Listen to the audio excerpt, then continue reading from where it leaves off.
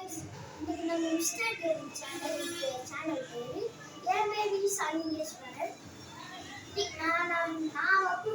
நான் படிக்கிற வகுப்பு நான்காம் வகுப்பு. நான் படிக்கிற ஸ்கூல் சக்தி நகேந்திர ஸ்கூல். வாங்க நம்ம இன்னைக்கு 13வது லெசன் நன்னெறி பாடலை பற்றி பார்க்கலாம். இதில் என்ன நடக்குது தெரியுமா? பாடல் பொருள் சொற்பொருள் யார் எழுதினாலும் இன்னைக்கு நம்ம பார்க்க போறோம். வாங்க பாடல் படிக்கலாம். இது சொல்லாத இதுவே இயங்குகிறோம் பண் சொல்லாத என்றும் மயிலாத பொன்சை அதிர்வலையாய் பொங்காது அலர்கதிராய் தன்னை கதிர் வரவாய் பொங்கும் கடல். எழுதினவர் பேரு சிவபிரகாச சுவாமிகள். ஃபர்ஸ்ட் நம்ம சொல்லுவோம்.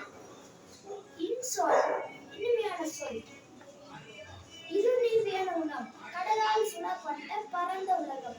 மண் சொல் கடுமையான சொல், அதிர்வலை ஒலிக்கின்ற வலை.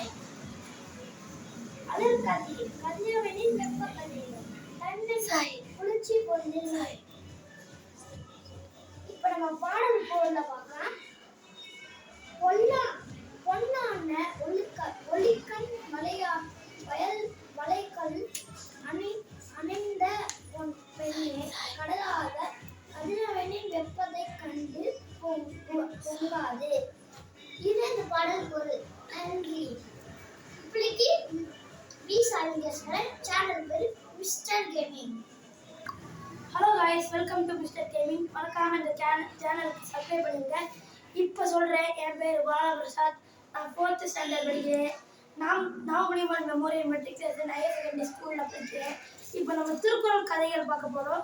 லெசன் 7. நிறைய பேருக்கு லெசன் 7 இருக்கலாம், ஆனால் மீதி இருக்கிறவங்களுக்குலாம் வேலை இருக்கும். திருக்குறளில் வந்து திருக்குறளையும் அதோட விளக்கத்தையும் பார்க்க போகிறோம். 3 குறள் பார்க்க போகிறோம். அதோட 3 விளக்கத்தையும் பார்க்க போகிறோம். வாங்க வீடியோ போகலாம். இறையுடைமை நீங்காமல் வேண்டும், பொறையுடைமை போற்றி ஒழுகப்படும். குறள் விளக்கம். இறையுடையவராக இருக்கும் தன்னை விட்டு நீங்காமல் இருக்கும் போதே பொறையுடைமை போற்றி ஒழுக வேண்டும். இப்போ செகண்ட் குறளுக்கு போகலாம். குறள் எப்பொருள் யார் யார் கேட்பினும் அப்பொருள் மெய்ப்பொருள் காண்பது அறிவு. விளக்கம். எப்பொருள் யார் கேட்பினும் கேட்டவாறு எடுத்துக்கொள்ளாமல் அப்பொருள் மெய்ப்பொருளை காண்பது அறிவு.